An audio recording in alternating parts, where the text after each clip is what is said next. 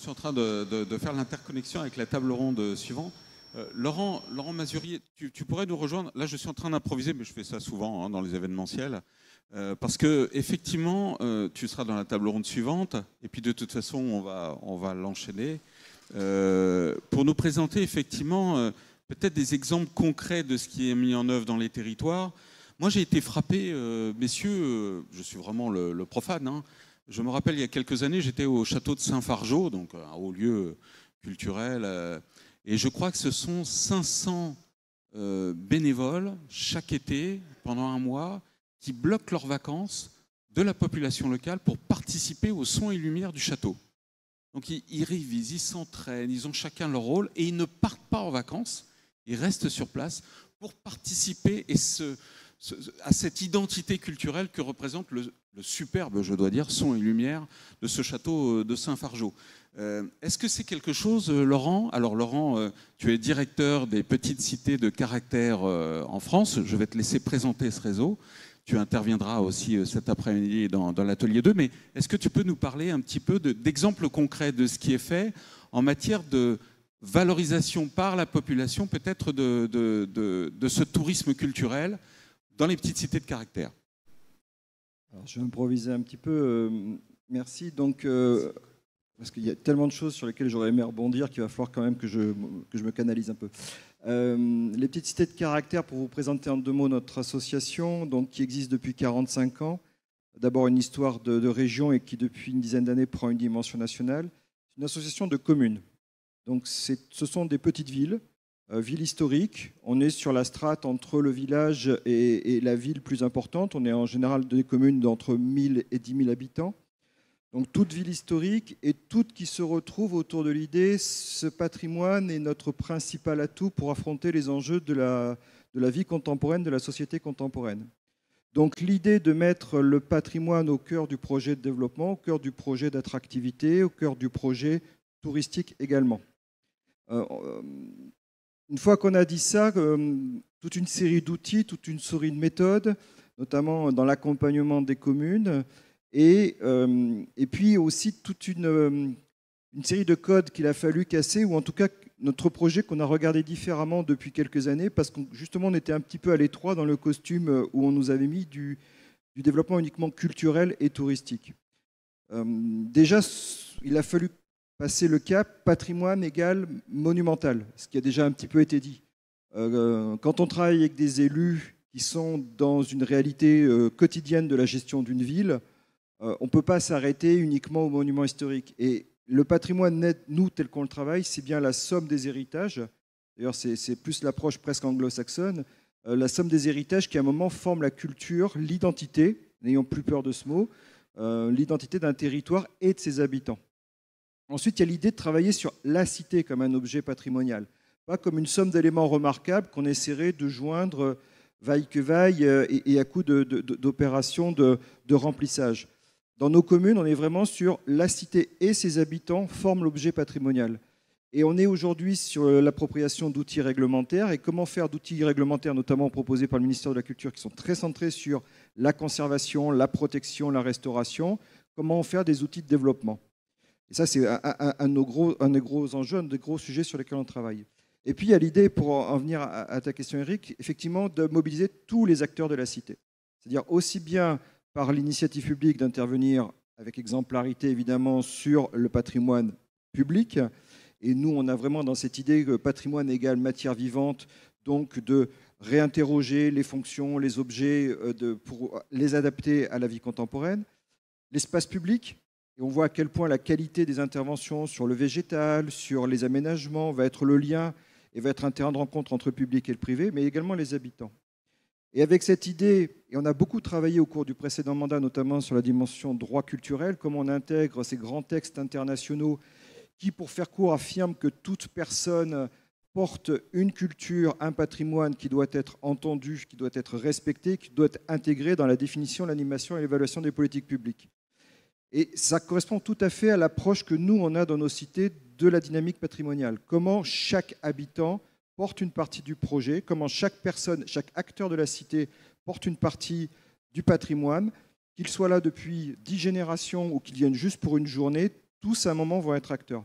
Et c'est un petit peu sous cet angle-là, cette approche-là, qu'on a réinterrogé notre projet touristique en disant, mais il faut absolument que le touriste soit, quand il vient chez nous, un contributeur, soit pas dans une dimension contemplative, mais bien acteur. Et il faut en face que la personne garde le plaisir de recevoir, garde le plaisir de partager. Et petit à petit, on en vient, mais de fait, on n'est pas parti en disant on va faire du tourisme durable. On s'est juste dit, mais si on travaille comme ça, est-ce qu'on n'a pas une contribution ou est-ce qu'on n'a pas à nourrir nos propos et notre projet, justement, des réflexions en matière de tourisme durable. Et c'est là que la rencontre se fait autour de notions comme, mais est-ce qu'au final, le tourisme s'évalue par le flux? Ça, c'est terriblement ancré. Ça a marché, oui, on a fait 100 000 visiteurs. On a une commune, petite cité de caractère, qui est rentrée dans le réseau, Collioure, que vous connaissez tous. 50% de personnes sont déçues de leur visite. Ah, mais il y a du monde. Il y a du monde et tout le monde s'arrête. C'est-à-dire qu'à un moment, la qualité de la visite et donc, pour le coup, sa durabilité ne passe pas forcément par le nombre. Et son évaluation ne passe pas forcément par le nombre. Donc, beaucoup plus la qualité d'accueillir, beaucoup plus la qualité de visiter. Et comment on mobilise tous les acteurs de la cité aussi dans le lien, on va vous raconter l'histoire de notre cité.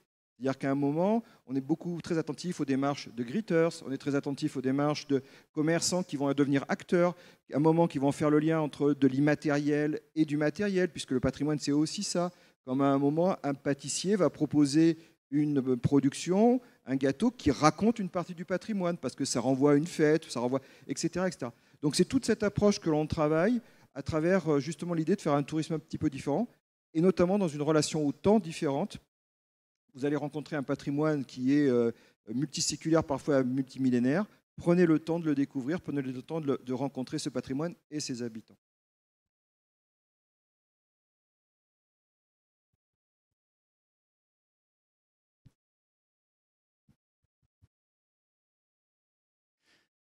Oui, voilà, merci. Est-ce qu'il y a une réponse? C'est ça qui m'intéresse. C'est-à-dire que sur le terrain, est-ce qu'il y a vraiment une réponse? Est-ce qu'il n'y a pas, Jean-Éric parlait de conflits hier, hein, est-ce qu'il n'y a pas aussi des résistances? Est-ce qu'on a envie d'avoir, je peux le dire parce que je suis un ancien Parisien, est-ce qu'on a envie vraiment d'avoir des parigots qui débarquent avec un minimum de culture et beaucoup de défoulement pour participer à ce qu'on voudrait mettre en place comme tourisme culturel? Tu vois, c'est ça que j'aimerais comprendre, mais c'est une question que j'aimerais discuter avec vous tous, notamment les itinéraires culturels européens. C'est à partir du moment où on met en œuvre une offre structurée autour d'un tourisme, on va dire, entre guillemets, un gros mot, mais intelligent, est-ce qu'on est certain que la population et les acteurs sont prêts à jouer ce rôle, sachant qu'on risque d'avoir dans le tourisme tout de même des gens qui ne sont pas préparés à ce type de tourisme-là? C'est une question que je pose à tout le monde d'ailleurs, mais à toi Laurent. Et à Pierre que j'invite à nous rejoindre et André. C'est un sujet, moi je vais juste parler de notre petite expérience, c'est un sujet sur lequel finalement on a peu travaillé en matière d'ingénierie, parce que moi j'appelle le niveau d'acceptabilité que peut recevoir de réception du tourisme dans un territoire. Parce que... Hervé, reste. Ça va être un équilibre qui va se faire effectivement sur le flux, la capacité d'accueil, la capacité de recevoir pour garder le plaisir de partager. Ça, c'est effectivement important. Et on reste encore une fois, sur des schémas, le flux, le flux, le flux. Plus il y a de monde, plus ça marche. Or, aujourd'hui, tous les travaux, nous on travaille beaucoup avec nos collègues des grands sites de France ou des parcs naturels régionaux, donc sur des espaces sensibles et fragiles. Et à un moment, non, c'est pas possible. Sinon, pour le coup, on détruit la ressource. Mais même au niveau de l'habitant, avant d'en arriver là, si effectivement il y a du monde et que c'est en surfréquentation, ce n'est plus vivable. Oui. Donc, après, il y a des façons de réguler ça. Mais il faut aussi accepter qu'on ne soit pas toujours dans la dynamique du plus, du plus, du plus, du plus. La plupart des... je repensais à ça par rapport à ce que vous disiez. On ne cesse de dire ça, mais les politiques successives sont tout le temps dans le toujours plus, toujours le quantitatif quand même, quel que soit le niveau de territorialité publique. Tu vois, alors, dans les logiques j'entends des gens raisonnés et raisonnables, mais j'ai l'impression que les politiques publiques, quelles qu'elles soient, et ça ne vise absolument pas Antibes, hein, bien sûr, mais on est toujours dans toujours plus quand même de touristes parce que ça amène de l'argent, parce que ça fait fonctionner une économie locale. C'est là qu'on est dans des logiques différentes en matière d'économie, mais alors ça, Brice en parlera mieux que moi, en matière de développement économique un peu macro et d'aménagement du territoire. Parce que nous, finalement, ce qu'on appelle le tourisme, c'est beaucoup plus sa contribution à l'aménagement du territoire et à l'attractivité qu'à véritablement une économie touristique. Et c'est là aussi qu'en termes d'économie, on parle parfois de deux choses complètement différentes. Oui. On a besoin, et en ça, les stratégies de destination ont été, de mon point de vue, très intéressantes. C'est-à-dire qu'on a effectivement une marque territoriale qui est la locomotive, et derrière, on construit une offre complète. On le voit bien, nous, dans nos communes, ce que cherchent les visiteurs, c'est de la cohérence. Effectivement, ils cherchent un moment, une pause, une découverte patrimoniale, culturelle, et elle va être nourrie d'un repas avec les produits du terroir, filière courte. Elle va être nourrie aussi à un moment de découverte du métier, des savoir-faire, et on travaille beaucoup avec justement tous ces professionnels, chambres de métier, pour à un moment que ce soit la rencontre avec les métiers. Elle va être, en fait, ils vont chercher une immersion dans une idée de qualité et de cadre de vie. On n'est pas sur la logique d'économie touristique avec derrière du flux, de l'hôtellerie, de la restauration, des prestataires. C'est autre chose. Allô, est-ce que vous m'entendez? Une approche aménagement du territoire, une approche véritablement économie touristique. Mais qui au final se retrouve par le nombre de relais qu'on va avoir. Monsieur Fabre, est-ce que vous m'entendez? Moi, je dis Oui, souvent, oui. on est incapable de justifier le nombre de flux parce qu'on est sur un Oui, je vous entends. de base Vous me voyez? qui est ouvert. Alors, attendez, On moi, est sur une randonnée urbaine avec je des ne couverts de vous entends pas. Mais s'il vous faut, je vous justifie Alors, des millions de visiteurs dans le réseau. est-ce que vous m'entendez là? À l'occasion de l'animation, à l'occasion de visite, à l'occasion du passage dans les Est-ce que ça événements marche? culturels, etc. C'est bon, je vous entends. Ah, super. Ok, moi je Merci, vous vois, merci, je vous entends. pour cette réaction. Alors vous avez vu, c'est pas du tout Alors, prévu. donc je vous fusionne avez un les peu deux de tout en même tables temps, rondes. mais en gros, vous avez Alors, le flux de la salle, on là, est vous entre entendez? nous là. Vous voyez? Personne nous Oui. écoute. Donc si vous voulez, Très bien. on supprime Donc, la pause parce qu'on a pris dans du quelques retard. instants, Donc, je vais pouvoir vous avez un petit passer, café qui vous attend, après pas la vous, pause, messieurs. vous allez Un petit participer au café, vous débat. pouvez discrètement aller chercher un café et revenir écouter avec un petit café à la Ok. main. Attendez, si vous voulez, je vais Et J'ai couper tenu peut-être à le son de la renforcer salle cette pendant table que ronde je... pour la féminiser un peu. Donc, Voilà. qu'elle Là, soit peut-être un peu plus s'entendra mieux comme équilibrée, ça. comme vous pourrez Exact. le remarquer. Voilà. Donc, alors, Voilà, juste donner merci, quelques Audrey et consignes. Donc Pierre là, il est en train de d'être finir la avec nous. session. Après, ça va passer Je à souhaite vous vraiment, pour Brice, la je sais session que de tu vas débat devoir qui vient partir, juste mais après. je trouve vraiment dommage que vous partiez. Donc, à partir de ce moment-là, vous pourrez interagir avec la scène. Voilà, alors, j'ai juste tu as quelques vu, j'ai petites été très consignes. Moi, je suis discret. technicien. Il faut toujours André, laisser votre caméra allumée, je vais si te possible. présenter le Oui, jamais la premier. Tu couper. es Si vous voulez conseiller un en peu développement d'activité, vous pouvez territorial, mettre un animateur du post-it réseau dessus ou quoi. national Mais par sur contre, les il faut nouvelles absolument pas la solutions couper, c'est financières important pour nous, pour la territoriales. Tu es réalisation. fondateur de Et deuxièmement, France quand vous ne Angels, parlez pas, si possible, docteur en coupez votre gestion, micro, comme tu ça, es au moins, universitaire aussi. ça évite Entendu.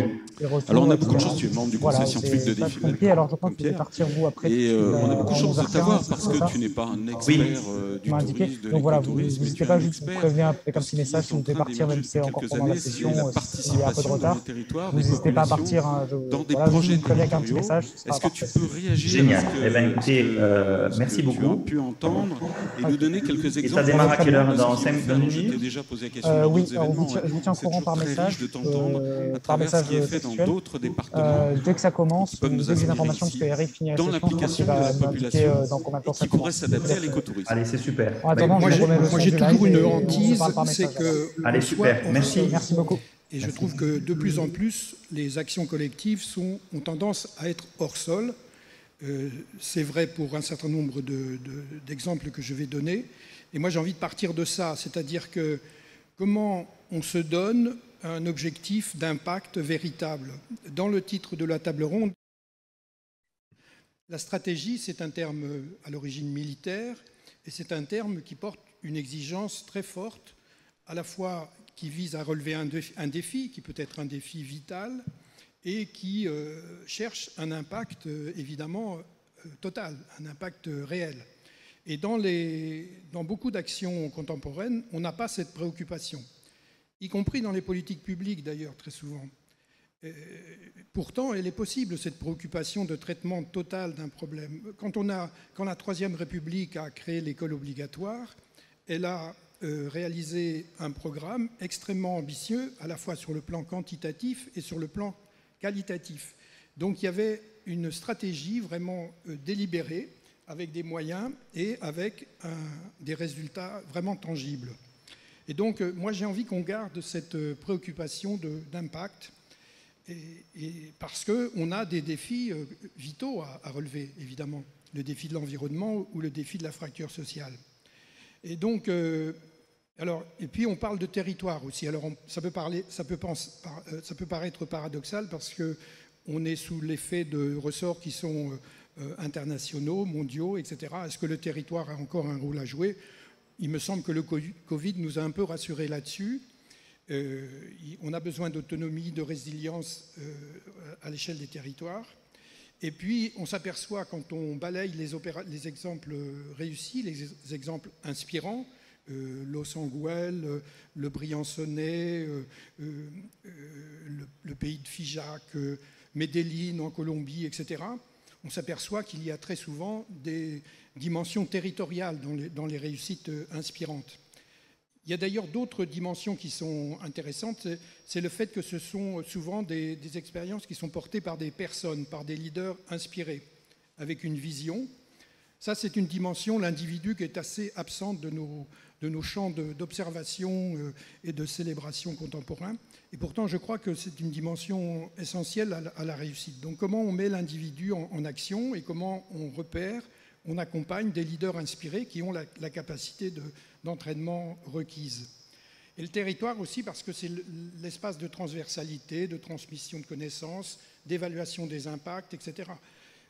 Pour revenir sur le hors-sol, il y a pas très longtemps, sur les compensations carbone à l'échelle internationale, une étude allemande, 2% des nombreuses expériences étudiées, 2% seulement, étaient dans leurs impacts en accord avec les intentions initiales.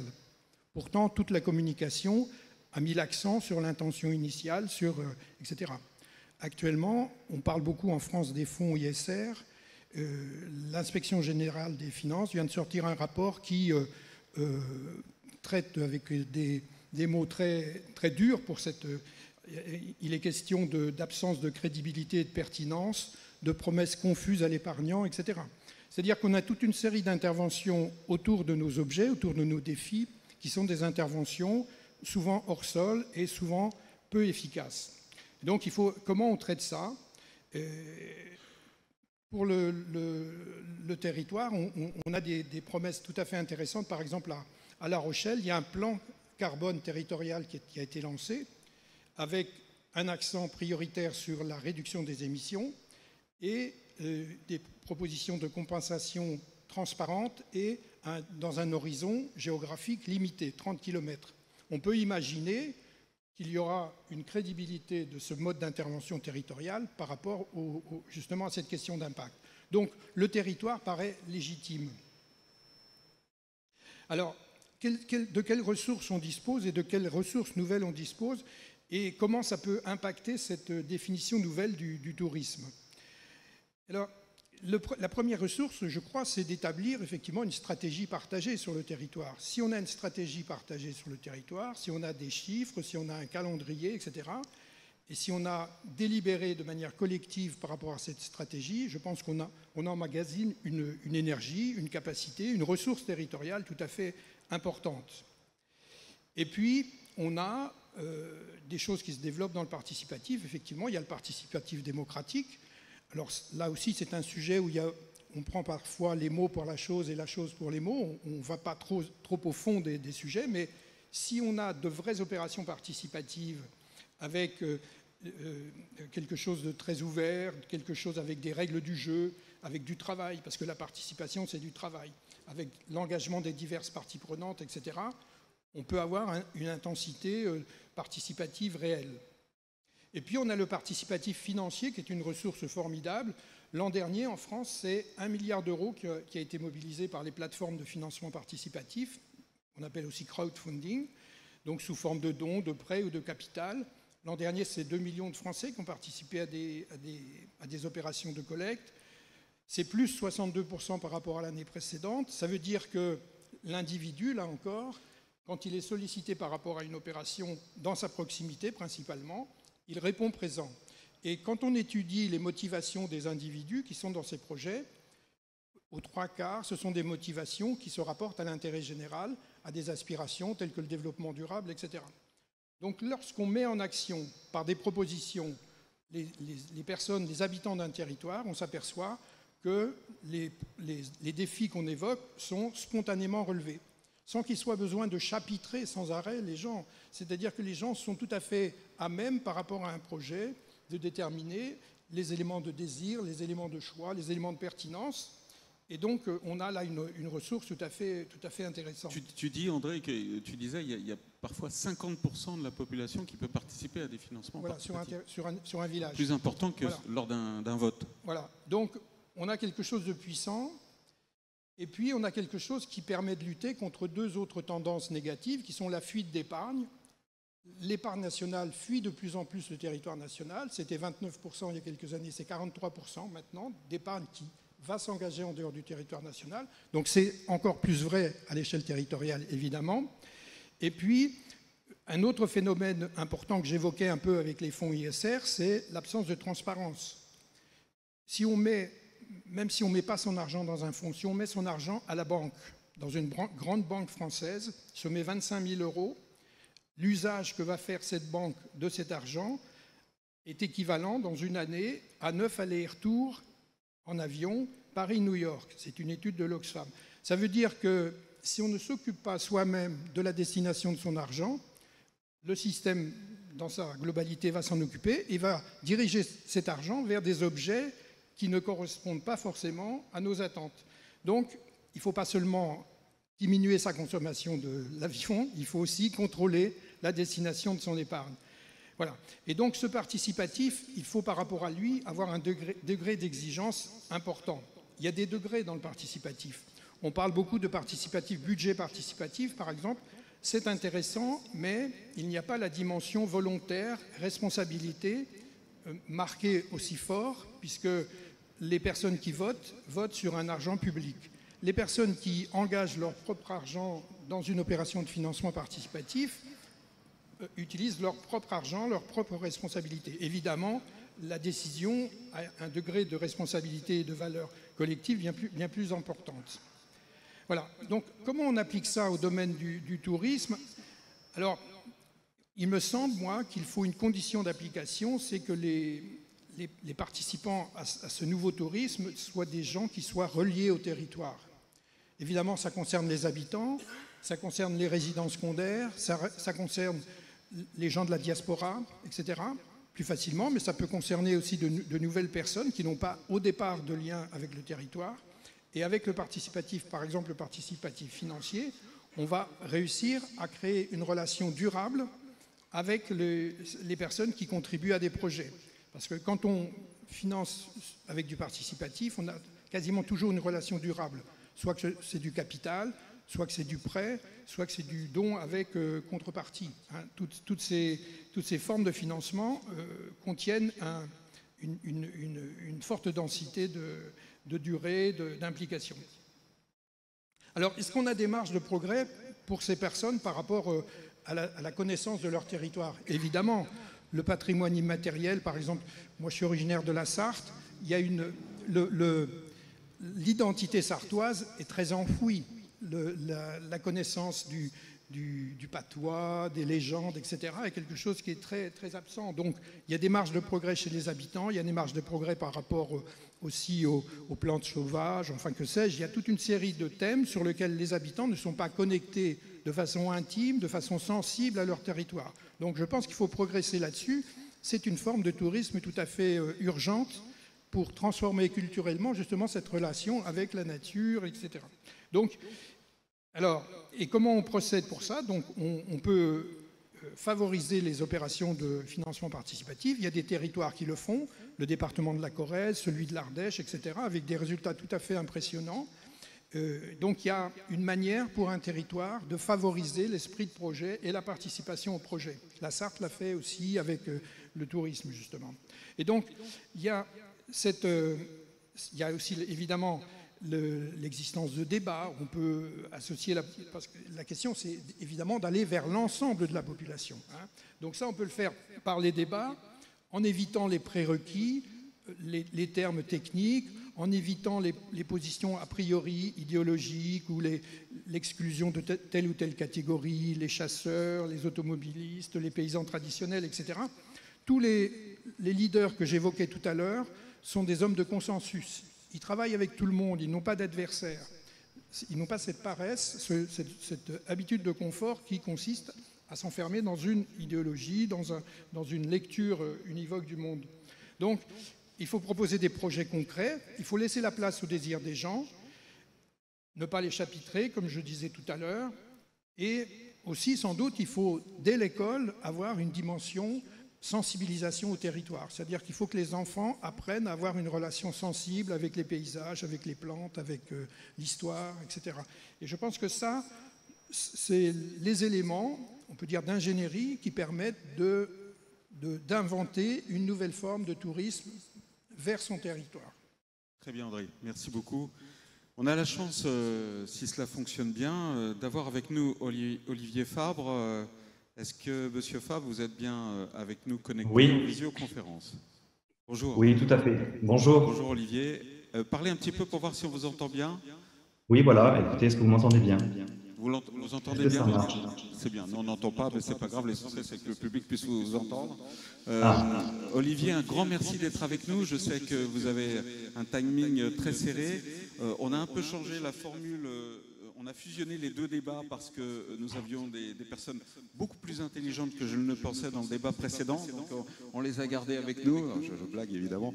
Et on tenait à voir votre témoignage par rapport à Millau. Donc, vous êtes dans une démarche à Millau absolument remarquable. Je vais vous laisser présenter ce que vous faites, qui vous êtes. Je fais exprès de ne rien présenter.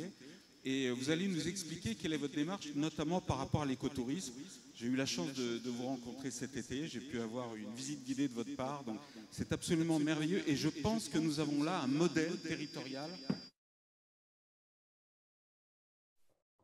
Olivier, merci.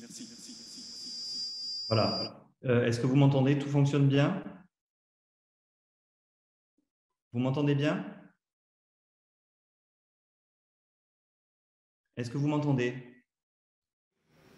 Oui, c'est bon.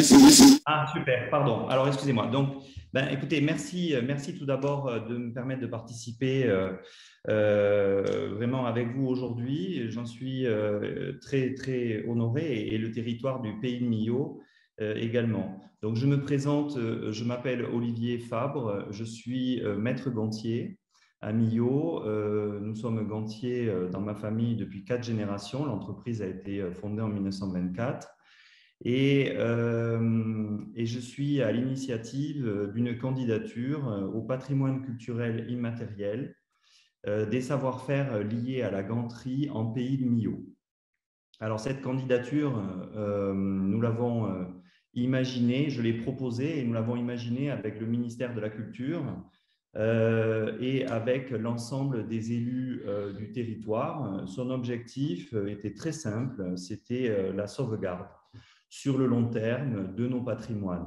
Il se trouve que nous avons à Millau, en pays de Millau, une culture locale liée à la ganterie qui se dessine à travers une histoire d'une filière. Et c'est cet ensemble que nous avons souhaité protéger, sauvegarder des métiers, permettre à des familles de rester sur place. Ça n'aura échappé à personne que nous sommes dans un territoire rural. Et cette filière, elle date depuis le Moyen-Âge. Nous avons en fait sur le pays de Millau, depuis le Moyen-Âge, des templiers hospitaliers qui étaient bergers, des élevages de brebis qui étaient destinés à la viande, mais également au lait. Et on utilisait très rapidement les matières naturelles. Donc, les matières naturelles, ça sera la laine, le cuir, la viande, le lait, tout ce qui est issu de l'animal. Et elles étaient transformées sur place à Millau, où nous avons le Tarn et la Dourbie, qui sont 2 rivières qui permettaient ces transformations. Et très rapidement, à partir du XVIIe siècle, les gantiers se sont installés sur les rives du Tarn. Voilà. L'époque industrielle du XXe siècle a fait que Millau a pris tout son essor, avec à peu près une centaine de gantiers dès les années 1900, et donc toute cette industrie qui était finalement liée. Et ça, ce paramètre de filière, il est unique au monde. On est en Occitanie, étalé sur ce qu'on appelle le pays de Millau. Il s'agit de 6 départements. Et ces 6 départements réunissent l'ensemble de ces acteurs qui sont aujourd'hui toujours en patrimoine vivant. Il y a 1750 éleveurs. Il y a à peu près 1,5 million de brebis. Donc, on est la plus grosse concentration de brebis laitières d'Europe. Et il existe encore des gantiers, des transformateurs de laine et de cuir. Voilà, donc c'est cette filière qu'on a souhaité protégés. Si vous voulez, ce qui nous intéresse, c'est le maintien, le renforcement des pratiques, des savoir-faire, et c'est par des actions en fait culturelles ou patrimoniales de valoriser, d'améliorer tout un territoire, de permettre aussi une transmission, une conservation et que ça bénéficie aux acteurs. Une candidature à l'UNESCO, c'est un projet de longue haleine où il faut beaucoup d'humilité, il faut du temps, c'est international. Il y a des échanges universitaires, des échanges de recherche et bien sûr, on parle de savoir-faire pour le patrimoine culturel immatériel. Et dans ce cadre-là, avec Nadia Bédard, qui est notre directrice de candidature, une association a été montée. Donc, Nadia Bédard dirige cette candidature. Elle a elle-même dirigé la candidature des savoir-faire liés aux parfums de Grasse qui ont été reconnus au patrimoine culturel immatériel de l'UNESCO en novembre 2018. Donc, elle a l'expertise. On travaille sur un dossier qui réunit 15 mesures de sauvegarde. Ces mesures de sauvegarde, ce sont les actions qui font un dossier que nous présenterons au ministère de la Culture et que le ministère de la Culture plus tard présentera à l'UNESCO. Et parmi les 15 mesures de sauvegarde, on a imaginé le circuit écotouristique, la route des Gantiers. Et donc, ce circuit écotouristique a pour objectif la valorisation, bien sûr, de la filière agropastorale française, territoriale, bien sûr. Elle implique le patrimoine immatériel, à savoir les savoir-faire tels que le patrimoine artisanal, le patrimoine gastronomique, mais aussi le patrimoine matériel, le patrimoine dit mondial, c'est-à-dire le patrimoine architectural, le patrimoine naturel, les paysages, le bâti. Et pour cette route des Gantiers, on imagine en fait un circuit écotouristique où on va imaginer même une façon de le parcourir qui soit éco-responsable et qui se lie avec les différents acteurs. Aller chez un berger, voir le développement qu'il a installé, comment il fait son élevage, pour pouvoir aussi de nouveaux produits. Souvent, on constate que les agriculteurs, les éleveurs se développent par exemple dans de la bière locale, travaillent du miel, travaillent différentes possibilités, des yaourts, des crèmes. Et donc, du coup, c'est vraiment permettre aux touristes, dans un cadre de circuit court, de découvrir la beauté de notre territoire et de voir qu'on est sur un territoire extrêmement vivant et permettre aussi aux praticiens de partager, de vendre, de se faire connaître, de développer des idées parce qu'il y a quand même besoin d'échanger.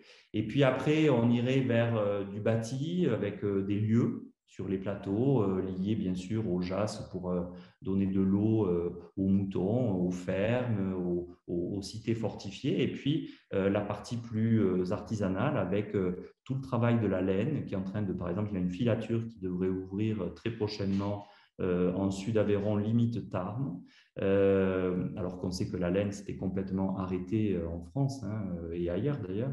Et on aura aussi une immersion avec les mégissiers, les tanneurs, qui présenteront leur travail de la peau, qui là aussi s'inscrit dans le cadre de recycler un déchet, évidemment, et puis surtout avec des matériaux végétaux pour le tannage aujourd'hui, et puis bien entendu la fin de la filière, le produit fini, à savoir tout l'artisanat lié au cuir, lié à la transformation et bien sûr la ganterie. Voilà, c'est ce circuit écotouristique que nous souhaitons proposer et mettre en place dès l'été 2022 et auquel on adossera une chasse au trésor du patrimoine. Cette chasse au trésor du patrimoine, par exemple, proposera, nous sommes dans un territoire où il y a énormément d'événements sportifs. Et on a beaucoup de montagnes, il y a du vélo, il y a de la course, etc. Et donc, c'est proposer aux accompagnants des sportifs de découvrir la construction de sentiers ludo-éducatifs pour pouvoir, avec des jeux, découvrir notre paysage, découvrir des lieux insolites, des détails sur des façades et des faits d'histoire.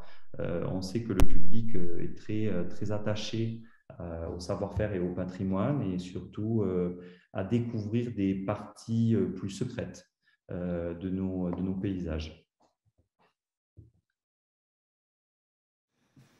Olivier ? Oui.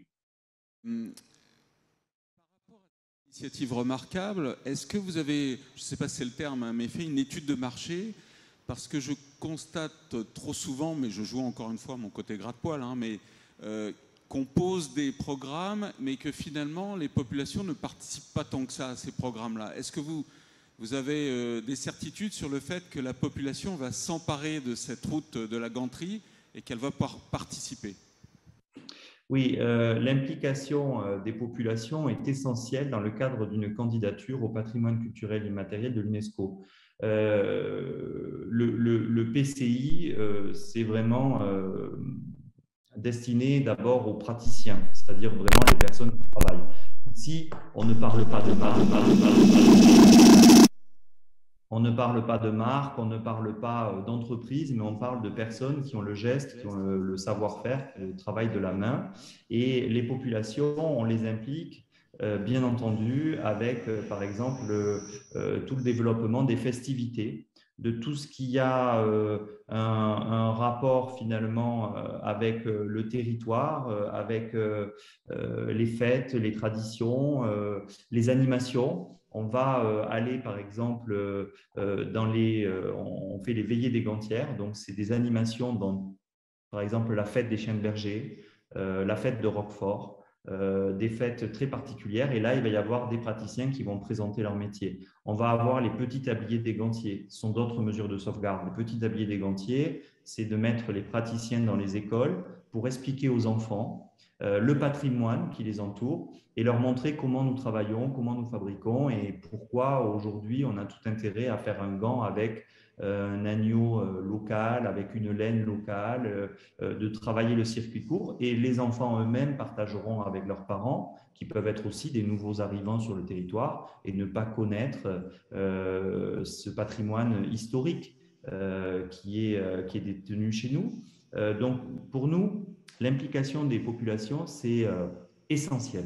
On est vraiment sur un projet de candidature avec des actions que nous menons en place, certaines pendant la candidature, d'autres que nous mettrons en place après la candidature, mais quoi qu'il en soit, après la reconnaissance, pardon, mais quoi qu'il en soit, il y a énormément de dynamique. Et cette dynamique, elle doit rester vitam aeternam. Donc, c'est là la difficulté, c'est d'éviter l'essoufflement. Et donc, on doit, pour éviter l'essoufflement, impliquer des villes, des territoires, impliquer des populations, permettre justement aussi d'amener des fiertés, des formidables opportunités pour des jeunes de se dire « mais ce métier de berger est magnifique, je suis fier d'avoir mon père, ma mère qui sont éleveurs. Je suis fier d'avoir travaillé dans le cuir. » Et aujourd'hui, avec cette ultra-digitalisation, on se rend compte, on le voit par les échanges que nous avons tous les jours, beaucoup de jeunes ou de moins jeunes veulent quitter les villes, veulent s'installer dans les campagnes, veulent participer à un travail de la main, de confection. Et donc, les populations locales, ça fait partie de nos priorités. Il est très, très important, et vous faites bien de le préciser, de ne pas dénaturer et surtout de rester avec les populations qui sont les premières concernées par cet écotourisme. Merci Olivier. Je sais que vous êtes pressé, mais je ne sais pas combien de temps vous avez. Si vous avez 10 minutes, parce que j'aimerais qu'on puisse réagir à votre exposé. Alors pour le public et pour les internautes qui peuvent poser des questions par chat, jusqu'à 11h15, on va rester en interaction à la table ronde, puis après on va interagir avec vous et donc les internautes. J'aimerais laisser la parole à Brice qui va devoir nous laisser, Brice Dutuin, pour qu'il puisse réagir. Alors peut-être sur une question d'ailleurs, puisque tu es dans la formation, Brice, de ce type de formation pour les acteurs du tourisme, de pouvoir peut-être s'impliquer dans ce type de format aussi de tourisme, de rencontre avec les visiteurs. J'aimerais laisser la parole après à Pierre pour voir si dans les Pyrénées, Vous êtes deux communs, donc des racines et des ailes, tous les deux apparemment. Donc si dans les Pyrénées, il y a des initiatives similaires que tu pourrais peut-être, ou si ce type d'initiative pourrait s'inspirer dans les Pyrénées. Et puis Hervé, savoir si là on a par exemple typiquement un exemple de modèle de développement tourisme, écotourisme et culturel qui peut être intéressant pour la suite à donner pour la France, pour le plan de relance. Brice ? Oui, je tiens à m'excuser, je vais devoir partir assez tôt puisque je vais te remplacer Eric. Enfin, je vais avoir la même fonction que toi tout à l'heure, je vais animer des rencontres territoriales du CNFPT. On va parler aussi territoire, tourisme et développement durable. Donc on sent que la thématique est quand même relativement porteuse un peu partout. Moi, j'ai trouvé l'exemple absolument passionnant. Pour 2 ou 3 raisons. En tout cas, la première, je crois que, et pour rebondir un peu sur ce que tu viens de dire, Eric, je pense qu'on a bien compris que dans le fond, la démarche entamée correspond totalement aux racines d'un territoire. Et on a voulu présenter souvent le tourisme comme une activité déracinée, mondialisée, etc.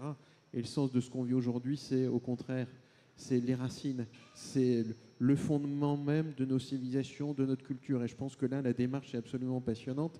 Et on le voit ici à Millau, je vous parlais de Clermont-Ferrand, et j'observe que beaucoup de démarches sont aujourd'hui initiées pour obtenir des labellisations, quelles qu'elles soient, UNESCO, Capitale européenne de la culture ou autre, en ayant vraiment cette déclinaison territoriale et en y associant l'ensemble des acteurs d'un territoire.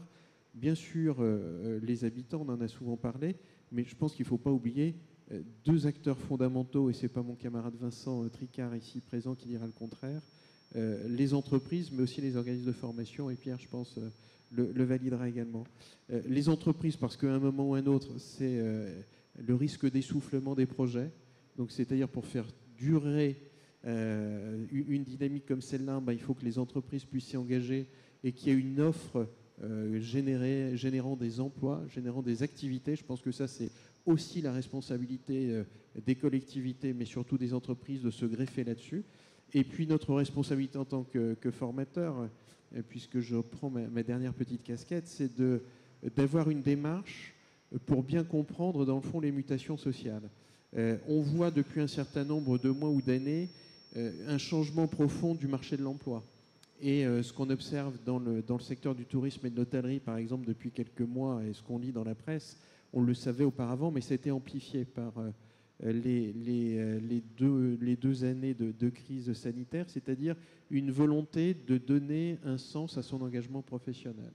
Et je pense ce qui est intéressant dans ce qui a été présenté là, c'est que les entreprises ont des valeurs qui correspondent à celles que recherchent les futurs salariés. Et quand je dis futurs salariés, c'est bien sûr les jeunes en formation, mais également les personnes qui entament des reconversions professionnelles, qui, à un moment dans leur existence, se disent « moi, je veux donner un sens à mon engagement, un engagement citoyen, un engagement aussi professionnel ». Je crois que c'est un peu ça le sens de les démarches qui a été présentées, et beaucoup de démarches, pas similaires, mais en tout cas ont des logiques qui rappellent celles qui étaient présentées à Millau. Et je pense que c'est vraiment absolument passionnant. Et dernier petit point, et après je vous laisserai en m'excusant, c'est que le marché de l'emploi évolue profondément, et je pense que mon camarade Nicolas parlait tout à l'heure un peu de révolution pas à pas. En tout cas, le monde de l'emploi évolue beaucoup plus que cette révolution du pas à pas. Et en matière touristique et en matière culturelle, je crois qu'aujourd'hui, on est au début d'une nouvelle histoire. Les emplois d'hier, sincèrement, n'intéressent plus beaucoup les jeunes salariés. Pierre doit s'en rendre compte, y compris d'ailleurs en termes d'attractivité des formations. Donc ça veut dire qu'on a une palette complète à redéfinir, associer l'ensemble des acteurs en amont des processus de ce qu'on appelle vulgairement de l'ingénierie pédagogique, c'est-à-dire avoir une vraie réflexion sur les métiers de demain, les anticiper, bien réfléchir à ce que les territoires peuvent offrir comme potentialité d'activité professionnelle. Et ensuite, bien sûr, c'est notre responsabilité en tant qu'organisme de formation de proposer en lien avec les professionnels ces nouveaux métiers, des formations qui doivent être repensées complètement autour de mise en situation, de ce qu'on appelle de l'activité pédagogique active, c'est-à-dire vraiment du travail sur des vraies situations. Et je pense que ça, c'est quelque chose qui est absolument passionnant. C'est-à-dire qu'on va redécouvrir un certain nombre d'activités professionnelles qu'on avait mises un peu dans le placard. On s'était laissé aussi griser par la mondialisation et l'innovation technologique en pensant que ça allait répondre à tous les besoins et notamment en termes d'emploi et thèmes de dynamiques économiques. Aujourd'hui, on se rend compte que ce n'est plus tout à fait le cas et qu'à l'échelle de territoire, la question, on parlait tout à l'heure de berger, Olivier disait que c'était un très bel emploi, forcément, il y a des métiers qui vont réapparaître comme ça, comme étant, dans le fond, cette petite racine qui réémerge et qui permet une floraison d'un certain nombre de projets à l'échelle des territoires. Et je crois que c'est aussi notre responsabilité en tant que formateur, établissements d'enseignement supérieur comme les universités présentes ici, mais aussi d'autres, bien sûr, à l'échelle infrabac, de penser et de s'associer à ces dynamiques territoriales. Voilà.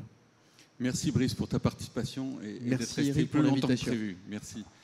Pierre Torrente, alors Olivier, si vous avez quelques minutes, ça vaut le coup d'entendre Pierre aussi. Pierre Torrente est président de l'association, entre autres, président de l'association Transition des territoires de montagne, et il est aussi directeur du campus des métiers et des qualifications du tourisme pyrénéen, donc universitaire, formateur. D'ailleurs, tu laisses, j'ai eu une étudiante qui t'a eu il y a 20 ans, tu lui as encore laissé un souvenir impérissable. Est-ce que tu peux réagir par rapport à ce qu'on vient de dire, notamment sur la question de la formation, de ce type d'initiative et de cette nouvelle peut-être forme de tourisme qui émerge? Oui, donc bonjour à toutes et à tous. Effectivement, depuis ce matin, on ne peut que se régaler de ce que l'on a pu entendre. Quelques éléments de réflexion. On en avait déjà parlé hier soir et on le voit bien dans les propos de M. Fabre, on l'a entendu plusieurs fois. Je crois que le premier élément et premier enseignement, c'est que tout ça ne fonctionnera que si effectivement les habitants sont en avant-garde, mais que s'ils sont fiers de leur territoire et fiers de ce qu'ils représentent et fiers de ce qu'ils transmettent. Alors, juste un petit peu d'histoire, il faut faire attention avec ça. Et hier soir, quand on en parlait, j'ai eu la chance de coécrire le plan montagne de la région Occitanie. Et un des préambules du plan montagne, c'était de redonner la fierté à la communauté montagnarde. Voilà. Pourquoi ? Parce qu'il faut juste se remémorer un petit peu que dans les années qui ont passé, on a quand même expliqué à ces mêmes habitants que ce qu'ils étaient n'était pas dans l'air du temps et n'était plus dans l'air du temps. Je caricature, mais quand on habitait un milieu rural, ou qu'il soit montagnard ou pas, il valait mieux passer le concours de la Poste que rester berger. Et quand on passait le concours de la Poste, le Graal, c'est quand on était nommé à Paris. Et le top, c'est quand on revenait en vacances en tant que Parisien, provincial à Paris, et qui revenait et qui disait la bonne parole. Voilà. Donc on a eu ça, et je le fais à grands traits parce que j'ai pas beaucoup de temps. Et donc aujourd'hui, une première difficulté, c'est de réexpliquer à ces habitants que c'est plus comme ça et qu'ils peuvent être fiers. Voilà. Donc j'ai pas le temps de développer, mais ça n'est pas vrai qu'en France. J'ai un exemple très précis au Mexique où on a travaillé avec la communauté des Indiens Zapotèques sur les questions de patrimoine gastronomique. C'était la même chose. On leur avait expliqué que le Coca-Cola, ça leur permettait de s'américaniser. Et s'américaniser, ça leur permettait de devenir des gens qui allaient dans le progrès et qui allaient se développer. Voilà. Et après, on est arrivé à un taux d'obésité qui était impossible. Ils n'étaient plus fiers de leur alimentation. Et on a retravaillé sur cette fierté. Et aujourd'hui, ça fonctionne. Voilà. Alors, un des éléments, deuxième élément concernant les habitants, sur un certain nombre de zones, redonner la fierté aux habitants, c'est bien, mais sur certaines zones, faut-il encore qu'il y ait des habitants. Voilà. Donc il y a un deuxième enjeu, c'est sans doute de permettre de retravailler le vivre et travailler au pays, et que sans doute la solution de facilité, c'est de déployer l'activité touristique. Mais sans doute, ce n'est pas la bonne approche. Il faut installer des populations avec des activités qui subissent des crises comme tout le monde, mais qui ne subissent pas les aléas comme peuvent le subir l'activité touristique. Et que l'activité touristique, je l'ai dit hier soir, mais je suis quand même obligé de le redire, suppose que le touriste vienne sur le lieu de production, et donc on va avoir une perte à un moment donné de la maîtrise de son développement. et de son activité, parce que le touriste, quand il est sur un territoire, il est quand même libre, et c'est tant mieux, de faire ce qu'il a envie de faire. Donc ça, c'est un deuxième élément. Il faut réinstaller des populations. Mais d'un autre côté, et l'exemple de M. Fabre est intéressant, notamment à cet égard, c'est que grâce à l'activité touristique, par moment, on accélère la prise de conscience des populations de l'intérêt de leur territoire, de l'intérêt de leur culture, de l'intérêt de leur identité, et on leur redonne la fierté. L'activité touristique est un excellent support pour redonner la fierté à un territoire, parce que moi, j'habite ce territoire, j'ouvre mes volets tous les matins, je ne m'aperçois pas que le paysage est extrêmement beau. Je consomme des produits locaux, oui, mais je les consomme tous les jours, donc ces produits locaux, pour moi, c'est normal. Et lorsque des touristes viennent et qu'ils reconnaissent la qualité de ce paysage, la qualité de ces produits, on le voit et on l'a expérimenté, il y a une prise de conscience des habitants qui se disent « mais peut-être que ce que l'on fait n'est pas si mal que ça ». Donc il y a un savant dosage entre travailler sur le territoire avec les habitants pour redonner cette fierté, utiliser l'activité touristique pour accélérer cette prise de conscience, de retrouver une certaine fierté et réinstaller des populations. Après, d'un autre côté, il faut qu'on soit aussi un petit peu prudent, c'est toujours mon côté qui va un peu nuancer. Je vais être très provocateur pour gagner du temps, parce que je sais que l'heure tourne. Ce matin, ce que l'on a un peu fait, c'est peut-être, j'allais dire, une table ronde entre gens de bonne compagnie. C'est-à-dire qu'on a parlé de culture, nature, et en se disant que tout ça, aujourd'hui, c'était dans l'air du temps et que tout le monde avait ce désir de retrouver la culture. Oui, à condition que toutes les personnes aient l'accès à la culture et l'accès à la compréhension de la nature. Ce qui n'est pas exactement le cas aujourd'hui. Ça nécessite, et là je reprends ma casquette de formateur, ça nécessite sans doute, depuis le plus jeune âge, qu'on retravaille aussi au travers de l'éducation et que l'on donne la possibilité au plus grand nombre d'avoir accès à la culture, d'avoir accès à la compréhension de la nature. Je prends juste un exemple. J'ai beaucoup travaillé sur le cirque de Gavarnie. Alors on peut en rire, mais on avait travaillé sur l'accès des gens qui arrivaient sur le cirque de Gavarnie. On leur demandait, vous venez voir quoi? Et un nombre non négligeable venait voir la ménagerie. Voilà, donc, mais j'ai aussi, alors juste, et je ne donnerai pas la nationalité parce que je ne voudrais pas m'attirer les foudres, mais une personne a ramené du cirque de Gavarnie dans un sachet de la neige éternelle et n'a pas compris pourquoi elle fondait quand elle est revenue à sa voiture. Et parce qu'elle nous a dit, mais c'est de la neige éternelle. Voilà, donc ça, ce sont des cas extrêmes, mais c'est juste pour dire qu'il faut avoir conscience aussi, et que peut-être si à un moment donné, le tourisme a répondu de cette façon-là, avec la plage d'un côté et puis des activités peut-être pas très culturelles de l'autre côté, c'était peut-être aussi une solution de facilité, parce que donner à chaque touriste la possibilité de découvrir une culture différente, c'est pas aussi simple que ça. Donc là, je pense qu'on a un énorme travail, et là, dans le plan de relance, mais comme dans le plan montagne, on l'avait signalé, la formation est totalement absente, et ça, c'est un petit peu dommage. Alors, on a parlé de filière d'excellence, mais de filière d'excellence uniquement sur les questions de compétences sur l'hôtellerie, restauration notamment, c'est bien, mais il y a la formation, non pas des professionnels du tourisme, mais la formation de chaque touriste à devenir un touriste plus responsable.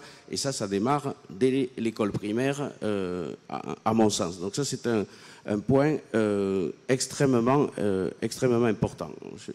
Merci Pierre. De toute façon, on reste en débat, mais comme Olivier doit nous quitter, je voudrais donner le mot de la fin de cette partie à Olivier.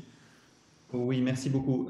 Écoutez, d'abord, je vous remercie encore 1000 fois de cette invitation. Je m'excuse vraiment de ne pas avoir pu être avec vous, mais aujourd'hui, on a une mesure de sauvegarde et qui suit un peu les propos d'ailleurs de M. Torrente, qui s'appelle La main qui répare. Et aujourd'hui, on rend le pilote de La main qui répare. Et La main qui répare, il s'agit d'aider les invisibles, des personnes plus démunies, on va dire, ceux qui n'ont jamais eu l'opportunité de s'intéresser au métier de notre filière. Et c'est de leur présenter le patrimoine qui nous entoure, c'est-à-dire notre histoire en quelque sorte, écouter aussi la leur, c'est quand même important, il y a des personnes qui viennent de l'étranger, et les faire des immersions chez les praticiens, dans les entreprises, dans le but de susciter des vocations et de trouver de l'emploi. Donc, ça aura tous les effets désirables, permettre l'intégration, permettre la connaissance, permettre de répondre à des déficits de personnel, permettre à des personnes de trouver un métier et de se sentir incluses dans un maillon qui est déjà commencé par celui du travail. Donc, la main qui répare, c'est extrêmement important. On fait cette mesure de sauvegarde, on la met en place avec le Secours catholique, avec les missions locales. Comme ça, on a aussi les jeunes de moins de 26 ans. Et aujourd'hui, c'est le jour où nous les rendons. Donc, c'est pour ça que je n'ai pas pu venir avec vous. Mais la main qui répare lutte aussi contre la désertification de nos campagnes. Enfin, on le souhaite. On garde beaucoup d'humilité, bien entendu, à ce stade. C'est pour ça qu'on parle de pilote.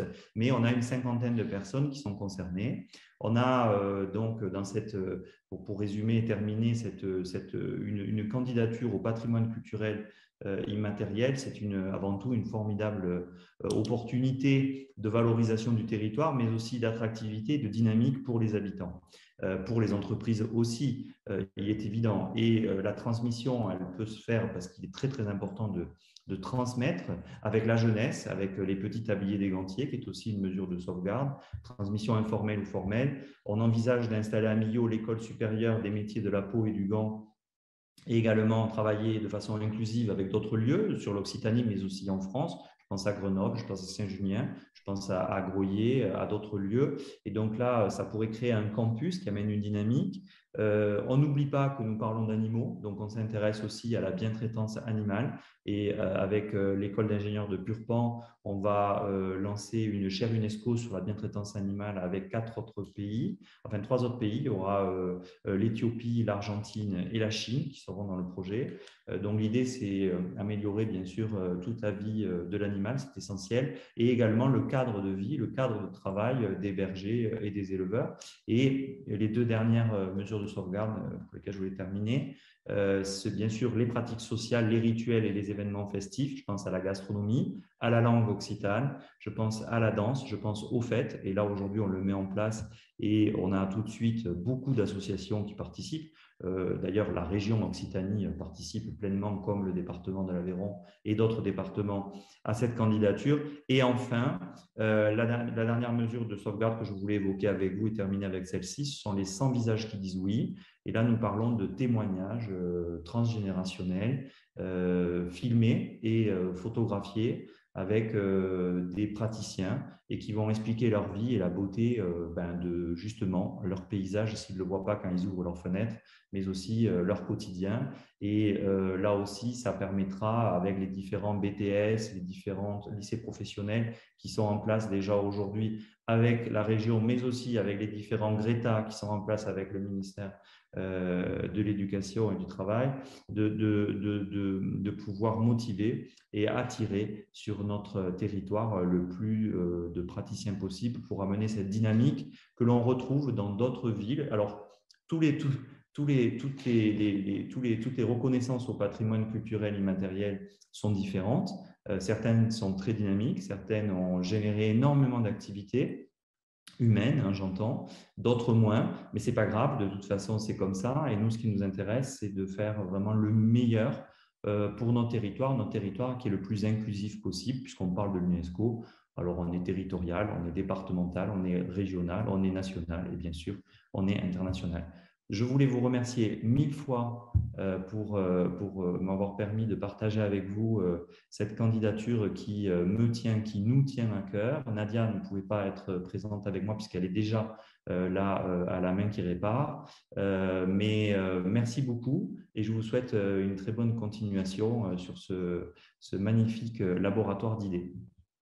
Très bien, Olivier, en espérant vraiment de tout cœur que ce laboratoire d'idées vienne chez vous en 2022. On verra ça avec vous. Avec joie. Magnifique. Bonne journée. À bientôt.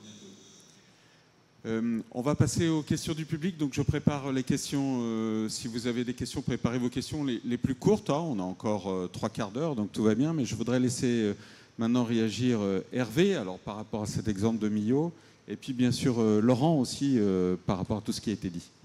Je vais dérouler un peu le tableau par rapport à Millau et par rapport aux interventions précédentes. C'est-à-dire que vous avez analysé les retombées, l'impact de cette initiative sur la formation, sur la fierté des acteurs, sur les retombées économiques. Et moi, je vais le dérouler sur les aspects environnementaux, paysages et nature.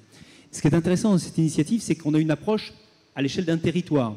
Et ça veut dire qu'à un moment, on va avoir une logique d'aménagement du territoire, une logique aussi de gestion du territoire. Alors, en valorisant, en réimplantant, en redynamisant la profession de berger, l'agriculture, on va effectivement se donner les moyens, finalement un outil supplémentaire de gestion de nos paysages et de gestion de notre environnement et de la biodiversité. Les bergers, effectivement, qui travaillent là sur des petits troupeaux, ils peuvent avoir des petits troupeaux parce que très vite, il y a une valorisation aussi de leurs produits. On n'est pas de la viande, on fait pas de la viande qui va être concurrencée avec la Nouvelle-Zélande où il faut mettre à un moment 2500 bêtes, où là, on a des impacts environnementaux qui sont très forts, liés au piétinement, liés à la pollution des masses d'eau. Là, ils vont travailler, en fait, ils permettent de maintenir des petits troupeaux qui finalement vont aller entretenir de manière très parcimonieuse le paysage et vont effectivement préserver la biodiversité qui est sur ces grands plateaux un peu calcaires de ce secteur-là. Donc on voit bien que l'outil finalement tourisme tel qu'il est imaginé à l'échelle d'un territoire va aussi avoir un effet bénéfique et va permettre la gestion d'un paysage, d'un environnement, de la biodiversité, de la qualité de nos masses d'eau, hein, qui sont effectivement des problèmes cruciaux. Donc je trouve ça absolument intéressant de voir cette approche transversale. Et c'est cette logique-là, et quelque part, c'est du bon sens. C'est ce bon sens qu'il faut qu'on réhabilite et qu'on retrouve, et qu'on oppose à certaines logiques aujourd'hui qui s'imposent à nous, de standardisation, de massification. Laurent ? Et levez le doigt hein, si vous avez des questions. Hein. Je voudrais prolonger ce qui a été dit sur les questions de fierté et les questions de participation. Nous, c'est vraiment un sujet sur lequel on a beaucoup travaillé là, au cours des dernières années, encore une fois avec cette entrée des droits culturels, de partir de la personne dans son territoire et de casser, et en fait de lui demander, déjà commencer par lui demander, mais qu'est-ce qui fait patrimoine pour vous ? Et souvent de la forcer à aller au-delà de la réponse toute faite, le château, l'église. Non. Si on enlève le château, si on enlève l'église, il n'y a plus de patrimoine, il n'y a plus de culture. Et d'amener vraiment les personnes à parler d'elles-mêmes dans leur environnement, dans leur cadre de vie. Donc déjà, dans la ressource même patrimoniale, commencer à travailler avec les personnes. Et ce qui est très intéressant, c'est de les amener à regarder l'héritage. Et souvent, d'ailleurs, quand on libère la parole, une entreprise a eu souvent beaucoup plus d'impact que le château ou l'église sur la vie de beaucoup de personnes, mais également de les amener à se projeter dans le futur. Qu'est-ce que vous aimeriez transmettre à vos enfants ? Et là aussi, on commence à travailler sur la notion de patrimonialisation et sur la notion de communauté qui se fonde autour d'un patrimoine et qui s'anime aussi autour d'un patrimoine. Et petit à petit, on est vraiment sur des dimensions du vivre ensemble, sur reconstruire des liens entre tous les gens qui habitent à un moment au même endroit. Pas forcément, encore une fois, depuis plusieurs générations. Et cette dimension, elle est vraiment très importante parce qu'elle permet de travailler comme ça sur un projet global et de mobiliser tous les acteurs. Parce qu'après, on va commencer à travailler aussi avec les enfants, avec les touristes, etc., etc. Et où je boucle avec un peu le thème de la journée, c'est qu'on est aussi sur une matière vivante. On pose la question aujourd'hui, on n'a pas les mêmes réponses qu'il y a 5 ans, on n'a pas les mêmes réponses qu'il y a 10 ans. Nous, on le fait dans le cadre de notre projet avec les élus. Tous les 5 ans, on passe. Alors, où en êtes-vous de votre projet patrimonial ? Qu'est-ce que vous avez fait depuis la dernière fois qu'on est passé ? Qu'est-ce que vous allez faire dans les 5 prochaines années? Et maintenant, on parle de plus en plus de naturel, on parle de plus en plus de biodiversité, on parle de plus en plus d'enjeux en matière d'égalité homme-femme. Et tout ça nourrit en permanence le regard même que l'on porte sur le patrimoine. Et on glisse doucement vers la fierté, et on glisse doucement vers l'appropriation et la participation au projet commun. Et ça se reconstruit vraiment opération, habitant par habitant, quartier par quartier, et une chaîne qui projette vers l'avenir. Et c'est en ça, pour nous, qu'on est vraiment sur l'idée que la culture doit être la locomotive d'un projet de territoire. Philippe, je vous en supplie, une voix féminine très vite, là, parce que j'en peux plus des voix masculines, là. Donc, allez-y, exprimez-vous. J'aimerais bien, notamment, mesdames, que vous puissiez nous parler au niveau des itinéraires culturels européens, si ce genre de dynamique a déjà été mis en application. Route des Phéniciens, route des Oliviers, suivez mon regard. Mais Philippe, je t'en prie. Oui, essaye d'avoir une voix... Pardon. Oui, alors franchement, en plus, c'est une femme qui distribue le micro, donc là, qui distribue. Non, c'est juste pour rebondir par rapport notamment à ce que disait Hervé. C'est pas un projet touristique. Au départ, c'est un projet culturel. Et on parlait de méthodologie tout à l'heure. Et il y a des méthodologies qui existent. La préparation d'un dossier patrimoine culturel immatériel, ça part d'une communauté qui à un moment dit ça fait patrimoine. C'est exactement ce que vous disiez. Qu'est-ce qui fait patrimoine pour vous? Cette communauté porte ce projet, elle le construit, et avant que ça soit une candidature UNESCO, il y a l'inscription dans un inventaire national. Ne serait-ce que cette démarche-là, elle est vraiment dans cette logique-là de mobiliser sur un territoire. Et toujours dans les outils, dans la méthodologie, il y a les mesures de sauvegarde dont on nous a largement parlé, et là aussi, et ensuite, alors sur des patrimoines immatériels au sens plus classique, on parlait hier soir du bassin minier. Là, c'est un paysage culturel vivant, évolutif. C'est ce label qui a été donné par l'UNESCO. Il y a des plans de gestion. Et c'est dans le plan de gestion qu'on va faire la part de la préservation des espaces naturels, du développement touristique, en respectant ce qui est supportable par la communauté par rapport au projet. Donc ces outils-là, ils existent.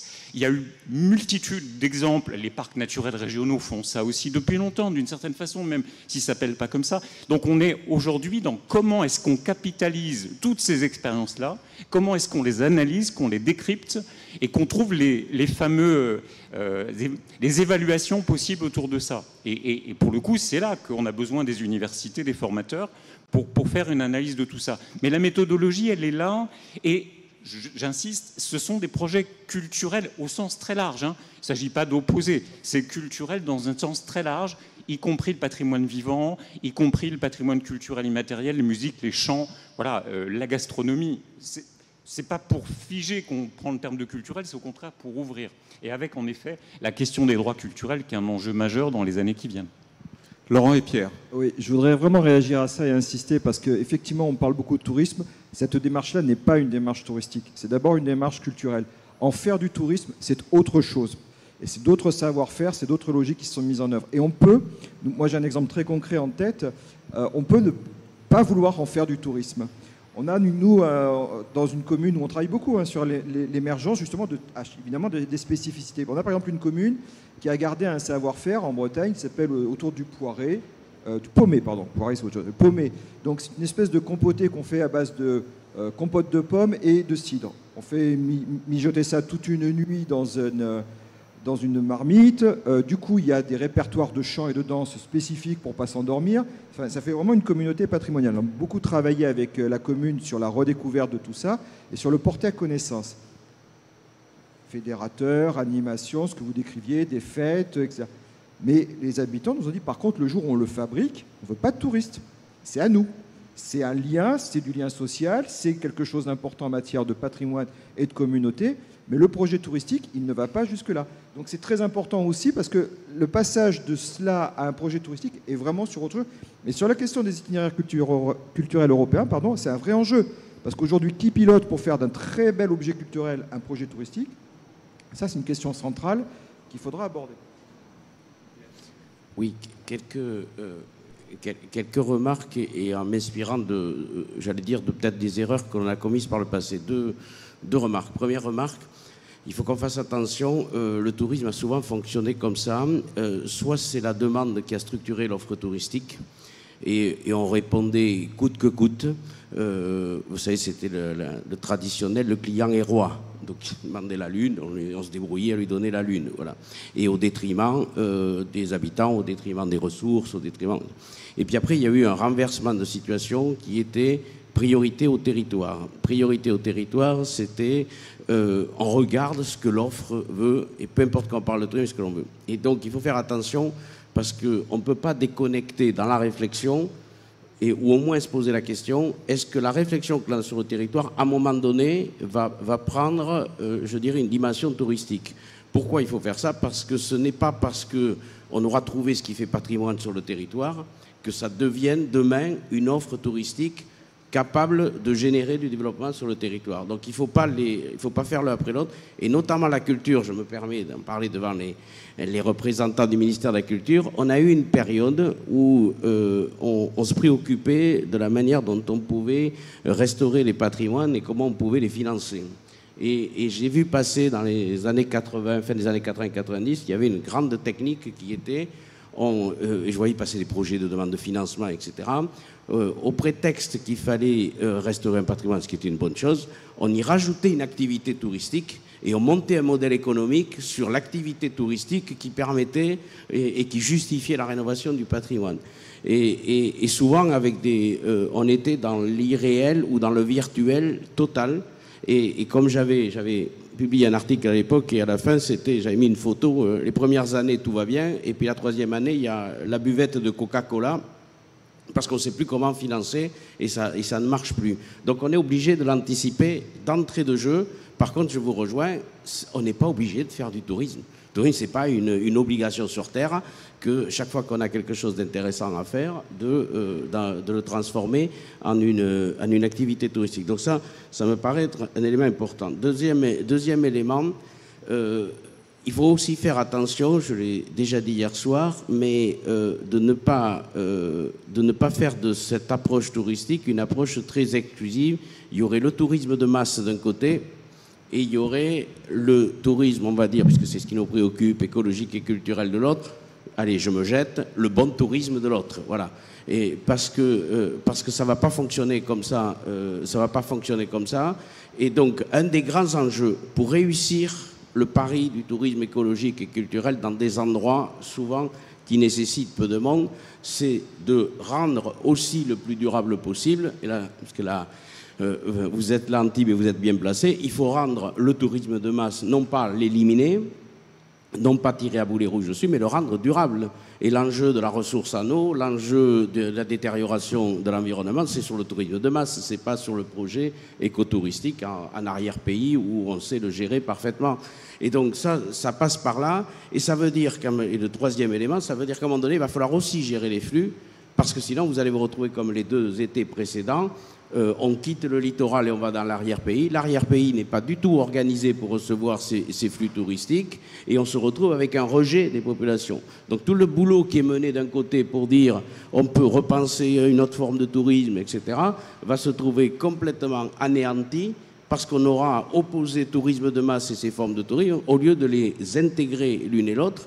Et il faut vraiment trouver la façon que demain à Antibes, quelqu'un qui vient bronzer sur la plage, eh bien, il est dans une démarche durable. Voilà. Et il y a des possibilités, et ne pas hésiter à gérer les flux, et je redis, et je termine là-dessus, on ne peut plus aller pratiquer le tourisme quand on veut, mais quand le territoire le peut, et il y aura des files d'attente pour accéder dans certaines files touristiques, et quand ça sera complet, ça sera complet. Et cette rareté, l'économie, puisque hier on parlait de l'industrie, l'économie c'est bien géré, ça, que l'économie c'est bien géré, la rareté crée la valeur, et ensuite c'est bien la politique sociale qui permettra au plus grand nombre d'y accéder. Donc on voit bien ce cercle vertueux qui est à mettre en place, qui est beaucoup plus complexe que l'entrée par la culture ou que l'entrée par le tourisme, et peut-être pas, et je termine, ne peut-être pas opposer, j'entends ce que vous allez dire, économie et aménagement du territoire, parce que pour que ça fonctionne, à un moment donné, il faut qu'il y ait une économie. Par contre, l'économie n'est certainement pas l'économie quantitative, plus on est de fous, plus on gagne notre vie. Voilà, il faut sortir de cette spirale-là, mais il ne faut pas aussi faire en sorte que l'activité touristique soit exclusive et seul si on est riche et bien portant, on pourra aller en vacances et puis les autres resteront chez eux et feront de la PlayStation. Mesdames, est-ce qu'il y a une réaction? Brigitte? Sandrine, tu pourrais nous parler, je ne sais pas si Sandrine, pour la route des Phéniciens, oui, tu pourrais réagir? Oui, bonjour, je suis Brigitte Rollier, je suis géologue, j'étais directrice du musée d'histoire naturelle de Nice jusqu'en 2015. Et donc, depuis quelque temps, on travaille avec la ville d'Antibes, dont on a parlé tout à l'heure du projet de randonnée pédestre urbaine et semi-urbaine. Il y avait une autre observation que je voulais faire, c'est que, bien que ça soit marqué finalement dans le nuage d'idées, la notion d'héritage. Alors, c'est un mot qu'on utilise beaucoup en anglais, hein, l'héritage, parce que pour eux, ça implique un tas de choses. Ce n'est pas simplement ce dont on hérite, mais c'est ce qu'on doit transmettre. Et donc, dans la question là-dedans, finalement, on a peu évoqué, on l'a en partie dit à demi-mot, la question de la conservation. Conservation, moi, en tant que travaillant dans un musée, on connaît la problématique, mais ici, on pourrait parler de la problématique de la conservation des paysages, qui est ici une donnée particulièrement sensible. Et c'est en général quand un paysage disparaît ou qu'il a été, disons, un petit peu dénaturé, dont on se rend compte de la valeur. Donc le paysage géologique, mais aussi le paysage culturel qui en découle, bien évidemment, et le paysage naturel. Tu veux réagir? Oui, rapidement. Et puis Sandrine, peut-être Sandrine, et puis tu réagiras. Bonjour, donc moi c'est Sandrine Modolo, donc je représente la Roue des Phéniciens qui siège en Italie, donc j'aurai plus longuement l'occasion de parler des itinéraires culturels. Les itinéraires culturels, hein, comme leur nom l'indique, hein, ce sont des itinéraires culturels, hein, donc du Conseil de l'Europe et pas forcément des itinéraires touristiques. Par contre, effectivement, ils peuvent être utilisés par les politiques touristiques, par les décideurs, pour aménager leur territoire. Donc on est vraiment sur l'idée d'une méthodologie hein, sur les itinéraires culturels. Et bon, sans faire en étant courte hein, pour la Roue des Phéniciens, on a plusieurs axes et moi j'aimerais rebondir aussi sur l'idée de formation. Et c'est quelque chose qui nous touche à cœur, enfin, aussi bien pour la Roue des Phéniciens, mais avec aussi ma deuxième casquette, puisque je suis guide, conférencière aussi, médiatrice culturelle. Effectivement, il y a une formation qui passe par la filière, le côté professionnel, hein, mettre en valeur la professionnalité des acteurs touristiques, mais aussi une rééducation du tourisme. Parce que ce qui se passe souvent, c'est que on est tous d'accord hein, sur les sujets. Je pense que je vais dire les mêmes choses que tout le monde. Hein. On prêche, on défonce des portes ouvertes. Mais on est vraiment dans un tourisme de consommation souvent. Et cette consommation, elle démarre dès le plus jeune âge. Alors, il y a le cadre familial, mais effectivement, pas tous, on peut partir en voyage. Et les premiers voyages, pour certains, ce sont les voyages scolaires. Et quand on fait les voyages scolaires, on se rend compte, hein, je l'ai fait en tant que guide, je l'ai fait en tant qu'enfant, en tant qu'élève, c'est des tours de force. C'est des tours de force. Et ça, les itinéraires culturels, essaient de travailler aussi avec ces acteurs-là pour rééduquer justement ces agences, ces territoires, pour pas créer des tours de force où on a des gamins qu'on balade pendant 3 heures, 4 heures en bus tous les jours, à qui on fait voir des sites, on fait faire des kilomètres et des kilomètres, alors qu'on parle de tourisme durable, mais là aussi, il y a la sécurité aussi routière qui entre en compte, et des gamins qui ont fait des kilomètres sur une même région, qui savent plus ce qu'ils ont fait. Et 20 ans plus tard, ces gamins-là, on les a déjà formatés à consommer du tourisme, à aller. C'est l'idée de l'image un peu. Là, je reviens aussi sur l'idée du partage. Comment le partage peut être très dangereux aussi. Sur l'idée d'Instagram, on dit si on le met sur Instagram, tout le monde va y aller. Donc oui, il faut l'utiliser, mais en même temps, il y a le revers aussi. Hein, on a vu cette localité, on y va tous, hein, puisque ça a l'air beau. Et l'image un peu d'Épinal qu'on peut avoir d'un territoire. C'est-à-dire, moi, souvent, j'entendais, je fais un parcours en Sicile, et les profs qui ont fait en 3 jours, on a changé 4 fois d'hôtel, on a fait tout le tour de la Sicile, et je leur dis, mais pourquoi vous n'êtes pas allés à Célinum, à Ségeste, puisque c'était plus près? Ah non, mais on va à Grégène parce que c'est patrimoine de l'UNESCO. Donc, c'est une vraie question, alors qu'à côté, on est sur des parcours qui pourraient être plus intelligents, plus sur un tourisme durable, mais on répond aussi à ce genre de... C'est ça, on est formaté. D'ailleurs, Pierre, il y a une question du chat. Bonjour, ne pensez-vous pas qu'à travers de toutes ces questions de sensibilisation et d'évolution de pensée, le plus important n'est pas dans l'éducation privée comme institutionnelle? Et après, j'aimerais entendre, si ça ne vous embête pas, au fond, Anne-Cécile et Nicolas Duvar sur ces questions. Oui, alors évidemment, j'en ai parlé tout à l'heure, je crois qu'on est nombreux à en avoir parlé. Je pense qu'on ne peut pas distinguer ou résumer la formation uniquement aux professionnels. Comme je l'ai dit, il faut former le touriste avec de l'éducation, non pas lui apprendre la façon de consommer le tourisme, mais la façon sans doute de se comporter dans un territoire touristique. Voilà. Donc ça, c'est un point qui est important. Par contre, peut-être que pour y arriver, il faut aussi prendre un peu de recul et se poser la question. C'est-à-dire que le tourisme, d'abord, c'est le temps, on prend des vacances lorsqu'on ne travaille pas. On est dans une société où notre temps de loisir, notre temps de vacances, c'est sur notre temps non travaillé. Et notre temps non travaillé, ça veut dire qu'on associe vacances et travail. Et dans notre société, dans l'organisation sociale, le travail est notre marqueur social. Notre profession nous positionne socialement. Et du coup, par enchaînement, nos vacances nous positionnent.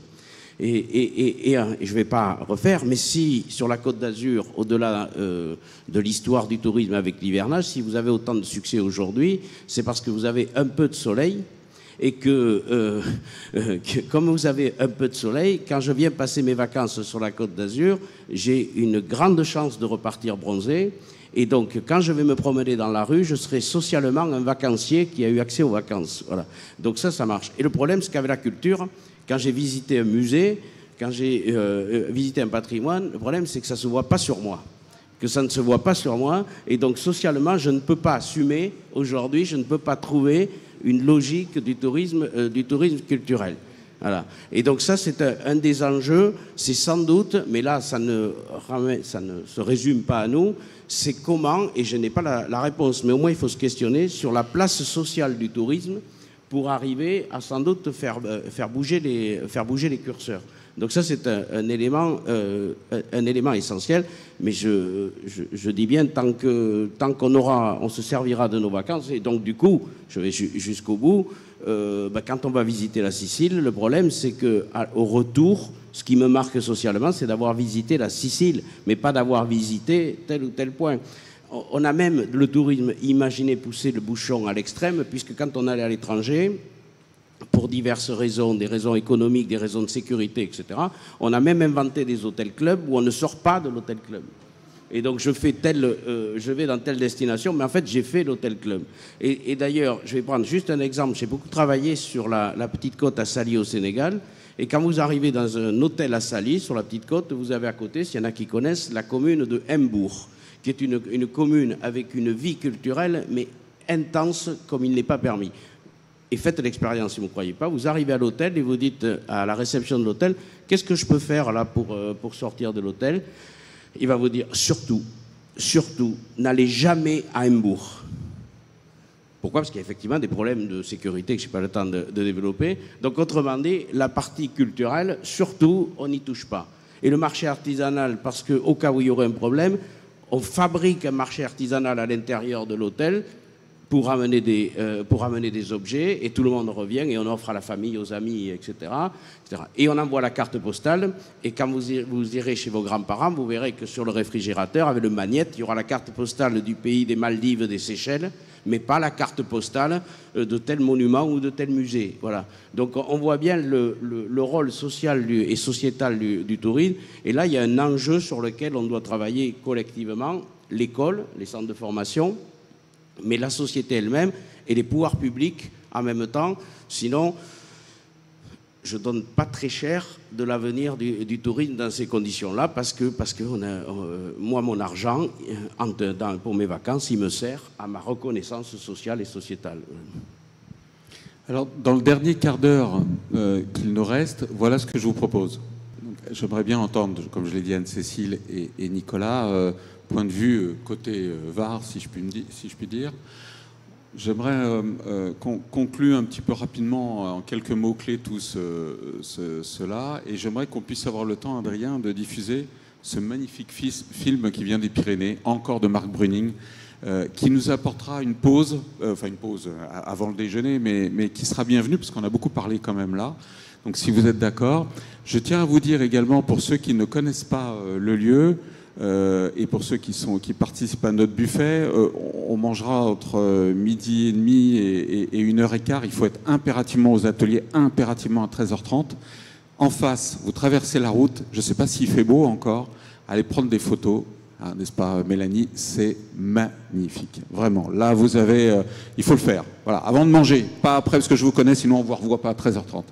Voilà, donc on fait comme ça, on essaie de terminer sur cette forme-là. Anne-Cécile et Nicolas, vous présentez-vous rapidement et puis réagir, parce qu'on est Defimed impliqué avec vous dans un très beau programme leader en Provence Verte Sainte-Baume. Oui, bonjour à tous. Donc Anne-Cécile Audrat, je travaille avec Éric Rollet, avec Defimed, donc sur un territoire qui s'appelle la Provence Verte, qui est dans le centre Var. Donc avec Nicolas Houdard qui est ici présent, qui travaille pour l'agglomération. C'est un projet qui est financé par des crédits leaders, pour ceux qui connaissent. Et donc l'objet est justement de voir comment les richesses territoriales peuvent être source de développement touristique. Et donc dans les richesses territoriales, on a travaillé, on identifie les patrimoines au sens matériel et immatériel, naturel et culturel. Donc voilà, le travail qu'on fait, il recoupe énormément ce qui a été dit ce matin. Je vais en parler de toute façon cet après-midi dans un des ateliers, mais moi simplement ce que je voulais dire par rapport à ce que j'ai entendu ce matin, c'est qu'en fait on a parlé de communauté et d'héritage, et ça ce sont des éléments de la définition, on va dire, officielle de la notion de terroir. Définition officielle qui a été édictée par l'INAO, l'Institut national des appellations d'origine, dans les années 50, quand les premières appellations ont été définies. Et en fait, c'est justement la notion de terroir, on ne l'a pas beaucoup citée ce matin, enfin on a cité un peu des produits du terroir, mais en fait cette notion-là, elle est culturellement, elle fait l'exception française. C'est un mot qui est très peu traduit et qui est parfois intraduisible dans d'autres cultures. Et en fait, cette notion de terroir, c'est justement la communauté humaine qui crée des savoir-faire, des pratiques, des habitudes, des histoires, enfin voilà, un ensemble de patrimoine a priori immatériel, mais qui les crée sur un territoire donné, géologique, physique, climatique, et donc qui va constituer aussi un patrimoine ou des patrimoines naturels, et qui vont devenir aussi des patrimoines culturels, donc notamment un paysage. Étant ingénieur paysagiste de formation, un paysage aujourd'hui n'est pas qu'un patrimoine naturel, c'est aussi un patrimoine culturel, géologique, climatique, social. Voilà. Donc il y a toutes ces dimensions-là dans la notion de terroir. Et moi, c'est cette notion-là sur laquelle je travaille depuis 15 ans, à la fois en aménagement du territoire, en agritourisme, en œnotourisme. Et je pense que c'est ce qui fait la différenciation de notre pays par rapport à d'autres. Et c'est ce qui fait aussi la différenciation d'un territoire par rapport à un autre. Et quand on parle de destination touristique, du coup, on parle de destination avec une identité territoriale qui, à mon avis, est justement à réinterroger, chacun étant différent de son voisin. Voilà. Nicolas, tu as été aussi, bien sûr, pendant de nombreuses années, directeur de l'Office de tourisme Provence Verte. Juste par rapport à ça, justement, dans les mots-clés là, qui s'affichent, j'ai intégré le mot acceptabilité. Parce que je pense qu'il est vraiment, il résume pas mal de problématiques.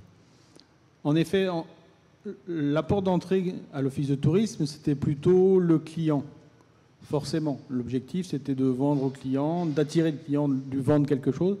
Aujourd'hui, je suis responsable du service tourisme de l'agglomération et mon approche est en train régulièrement de changer, où la porte d'entrée reste évidemment en partie le client, mais reste aujourd'hui aussi beaucoup la population et les habitants. Et je voudrais juste rebondir par rapport à ce qui a été présenté sur l'exemple de Millau, sur la question du label de la marque, et notamment du label UNESCO. J'ai souvenir dans mon travail précédent qu'il y avait des études qui avaient été faites sur l'impact des labels et des marques, et le label UNESCO était devenu touristiquement parlant le premier et écrasait vraiment très fortement l'ensemble des autres labels. Et je me dis, est-ce qu'aujourd'hui, dans la création d'un projet qui va vers une marque UNESCO, alors il y a tout le travail préparatoire qui est extrêmement intéressant, extrêmement important, mais est-ce qu'à terme, il n'y a pas aussi le risque que ce soit contre-productif? C'est-à-dire qu'il y a une telle attractivité pour ce label. Aujourd'hui, il y a des voyages où le but du jeu, c'est quasiment de visiter le plus de sites UNESCO possible parce qu'ils sont UNESCO, donc il faut les avoir vus, etc., etc. Et donc, est-ce qu'il n'y a pas aussi un risque que ce soit contre-productif, c'est-à-dire d'être complètement dépassé par la fréquentation? Il y a des sites aujourd'hui qui sont dans cette problématique-là. Qui dit dépassé, dit nouveaux aménagements, etc. Et ce que Pierre disait tout à l'heure sur cette idée qu'il va falloir limiter l'accès sous une forme ou une autre, est-ce que tout le monde est prêt à entendre ce discours-là? C'est vraiment des interrogations, je pense, qui doivent être vraiment posées dès le départ. Oui, moi, mon sentiment, j'espère que du monde maintenant commence à être prêt, mais on n'a pas le choix, mais on se pose quand même des fausses questions avec le tourisme, alors qu'on ne se les pose pas avec d'autres. Regardez, lié au Covid ou pas, peu importe, mais je vais prendre deux exemples. Premier exemple, je pratique un peu le VTT. Mon marchand de VTT m'a dit, ne te change pas ton VTT maintenant parce que les prochaines livraisons seront fin 2022, début 2023. D'accord? Et les gens commandent des VTT pour être les premiers servis, peu importe, etc. Et je peux parier même qu'ils les commandent maintenant et qu'ils vont les payer plus cher. Parce qu'ils voudront être les premiers à avoir, etc. Ça, c'est le premier exemple. Deuxième exemple, quand les Rolling Stones viennent dans un concert, s'il y a 120 000 places, il n'y a pas 121 000 places, il y a 120 000 places. Et quand j'arrive trop tard, je n'y vais pas et je commence déjà à regarder quelle va être la prochaine date pour m'inscrire. Et je regarde d'abord la date avant de regarder le prix, hein, parce que je veux être au concert des Rolling Stones. Donc il me semble que la classification UNESCO souffre de ne pas avoir compris ça. Je suis désolé, ou j'ai rien compris, mais a priori, si on est à un moment donné labellisé site UNESCO, c'est qu'on est quelque chose d'un peu unique, qui mérite d'être notamment préservé. Pourquoi on fait tout pour le détériorer? Je veux dire, ça, c'est totalement incompréhensible. Alors, je reviens à mon propos d'hier soir, c'est parce que, et j'ai souvent entendu le ministère du Tourisme me rétorquer ça, me dire, oui, mais on a nos valeurs qui sont égalité. Et je suis désolé, quand je vais voir un site UNESCO envahi de monde, je ne vais pas le voir dans un cadre égalitaire. Et je souhaite aller le voir dans un cadre équitable. Je voudrais aller le voir de la même façon que le précédent et que le suivant. Donc, autrement dit, moi, je serais ravi si on me disait, ce site, il ne peut accueillir que 1000 touristes à la fois. Eh bien, le jour où j'y vais, je sais qu'on me garantit des qualités d'accueil, des qualités de partage, etc. Voilà, c'est tout. Et donc, effectivement, je ne serai pas dans l'immédiateté parce que si je veux y aller ce week-end et qu'il n'y a plus de place, j'irai le week-end prochain, voire dans certains sites, j'irai dans 1 an, dans 2 ans, etc. Pour moi, je ne vois pas où est le problème. Tant que le tourisme ne se lancera pas dans cette aventure, on peut faire toutes les réunions que l'on veut, les réunions que l'on souhaite. Bien demain, les meilleurs sites en écotourisme, etc., deviendront des sites de tourisme de masse. Et puis après, les gens iront ailleurs, enfin, etc. Et si on trouve une solution, ils reviendront à la plage après, parce que ça redeviendra la mode, ça redeviendra tendance, etc. Mais on va tourner en rond, mais on ne changera rien au process qui fait d'un tourisme aujourd'hui, du fonctionnement d'une activité touristique. Voilà. Donc, gérons les flux, soyons, puisque c'est un laboratoire d'idées, qui veut se lancer dans cette gestion des flux? Et moi, je fais le pari que celui qui va se lancer va gagner la partie. Voilà. Juste, très vite, s'il te plaît. Ouais. Un autre élément de réponse, mais pour aller dans ce sens-là, c'est déjà le cas. Vous avez eu par exemple des sites qui ont été protégés patrimoine mondial de l'humanité dans les vignobles champenois ou bourguignons, dans les très hauts crus. Effectivement, c'est des paysages remarquables, exceptionnels, uniques, savoir-faire, mais je pense qu'il est hors de question d'avoir des milliers de visiteurs lâchés dans les vignes au moment des vendanges ou même à tout moment de la saison. C'est très fragile de production, avec pour le coup une dimension économique prépondérante. De facto, on doit au départ, dans la problématique, s'intéresser au flux et à la régulation du flux. Donc c'est vraiment des cas d'école aujourd'hui qui qui interroge justement, parce que vous avez raison, c'est devenu la marque touristique internationale. Pour avoir une collaboration et une coopération un peu avec la Chine, tout le monde veut être labellisé UNESCO pour uniquement la dimension touristique. Mais ce n'est pas ça les labels UNESCO, pas du tout. Juste un petit exemple, la capacité de charge dans un espace naturel, on ne sait pas l'appréhender en France. Apparemment, il y a beaucoup plus d'expérience en Amérique du Sud, Amérique latine. Et pour autant, il y a le parc national des Calanques a mis en place là récemment une limitation effectivement d'accès. Donc c'est une organisation de la taille des parkings, c'est voilà, organiser l'accès au territoire et puis aussi la distribution sur le territoire. Donc dans les Calanques, ils se sont rendus compte qu'aujourd'hui ils allaient à leur perte. On faisait un parc national qui devenait un objet aussi de visite touristique et finalement on allait à l'encontre de la préservation de la biodiversité. Les écosystèmes, les herbiers de Posidonie étaient en train de se détruire, donc il fallait travailler avec les bateaux, etc. Donc oui, il y a un espace naturel qui prend le risque effectivement de dire stop, on ne peut pas aller au-delà et donc on limite la capacité d'accueil. Pause avant la fin. Franchement, restez, ça va nous faire du bien. En plus, vous allez voir le film, il est très pro. Marc Bruning, quelqu'un d'extraordinaire, je dois dire, dans les Pyrénées. Donc, office départemental des sports des Pyrénées, du Haut-Pyrénées. Voilà, c'est là. Pardon. Regardez bien ce film tiré de Défi Med Jeunes, du détour vertueux, avec des jeunes en montagne et un champion du monde de canoë-kayak en plus dans ce film. Regardez, il est absolument magnifique et traduit bien tout ce qu'on vient de dire.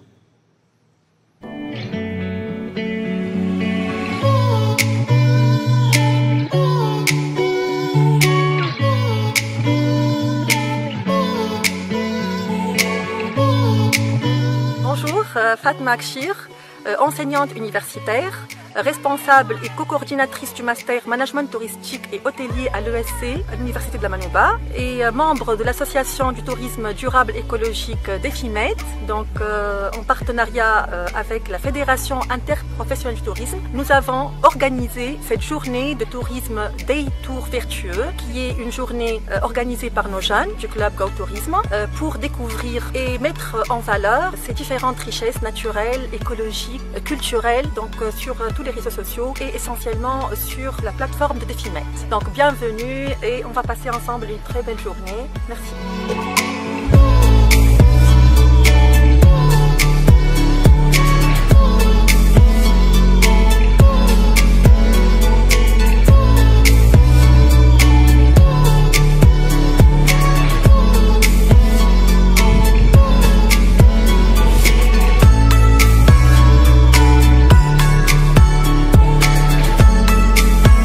C'est la source du Gave où je m'entraîne depuis que je suis tout petit à Saint-Pé-de-Bigorre et puis maintenant sur Pau. Je redécouvre ce site qui est superbe. Donc, le cirque de Gavarnie, c'est quelque chose qui est mondialement connu. C'est juste majestueux avec une des cascades les plus hautes.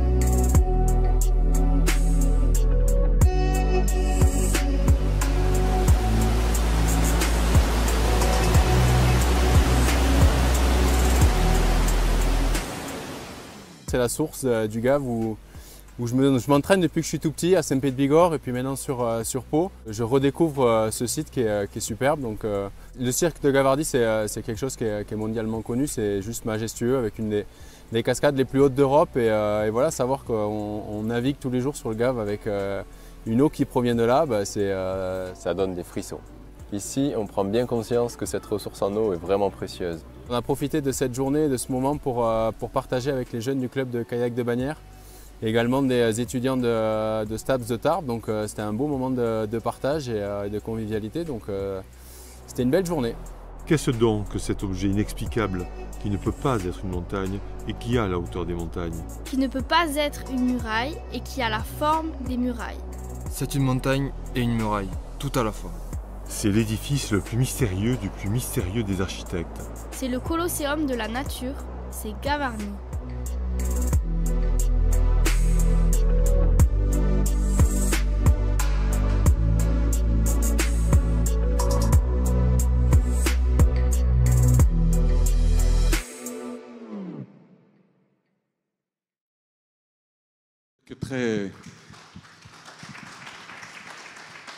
Très touché de voir que sur une initiative impulsée par Defimed, on reçoit des films comme ça, c'est absolument magnifique. Pierre, tu voulais rajouter parce que tu connais un petit peu? Oui, juste quelques éléments d'explication. Ce que vous avez vu, donc j'imagine, vous, la plupart le connaissent, c'est le cirque de Gavarnie. Donc quand on l'appelle le Colosséum de la nature, l'image que vous avez vue, c'est 1500 mètres de dénivelé. Là. Vous aviez la muraille et 12 km de large. Voilà, juste pour, et c'est là que certains demandent où est la ménagerie. Voilà, donc ils viennent voir le cirque. Et la cascade, donc vous avez vu, où on voyait le kayakiste, donc elle fait 423 mètres de hauteur. Et en fait, c'est là que prend la naissance ce qu'on appelle le Gave de Pau. Et quand on arrive sur le Gave de Pau, c'est là qu'est installé le stade olympique sur lequel s'est entraîné le kayakiste, qui est devenu champion olympique. Et donc c'était le message que voulait faire passer toute l'équipe de l'Office des sports, c'est que de la haute montagne, aujourd'hui on est arrivé jusqu'à un champion olympique. Et il y a toute la dimension, pour ceux qui connaissent un petit peu, toute la dimension du pyrénéisme, qui est l'équivalent de l'alpinisme. Et les plus grandes courses, là ce que vous avez vu dans la muraille, il y a des grandes courses de montagne qui se sont déroulées. Donc on a toute cette histoire du pyrénéisme et puis ensuite de toute la partie de l'hydraulique qui a donné lieu aussi à toute l'hydroélectricité, puisqu'il y a la centrale de Pranières, qui est la centrale de haute chute, la plus haute d'Europe, enfin, etc. Voilà, il y a tout un déroulé que l'on pourrait mettre en avant, et on voit bien que nature et culture fait bon ménage, et que par moment la valorisation par le tourisme, ça fonctionne aussi, et ça donne des champions olympiques. On sent le guide des racines et des ailes qui ressort là, hein, quand même. Hein. Bon, en tout cas, merci mesdames, merci messieurs pour votre attention de ce matin. Il y a eu beaucoup de choses dites et pardon pour les chamboulements, hein, mais je pense que c'était très intéressant de vous garder tous ensemble. Et puis de toute façon, ce n'est pas fini.